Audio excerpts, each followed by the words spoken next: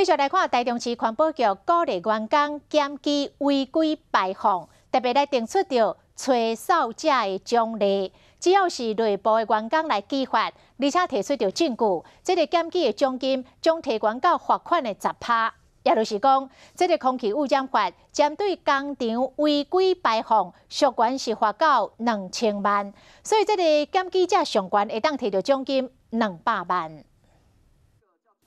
工厂发电厂各种固定的污染源对烟筒讲排出乌烟，民众想要检举，就像安尼翕影片。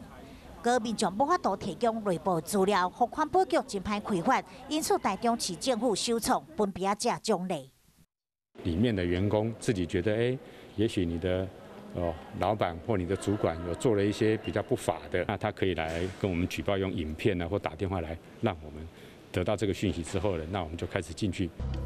若是厂内员工担任分别者提出事情，奖励金会对原本的5%变成10%。现行的空污法针对固定污染源违规，会当罚到2000万，因此分别者相关会当得到200万的奖金。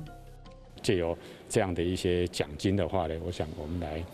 激励这样的一个大家有这样的一个观念跟一个做法。除了未少奖金以外，环保局强调受到检举，而且警方或者是检方保密检举人的身份、甲资料来源，鼓励每一个人拢变成分别者，做为改善台中的空气品质。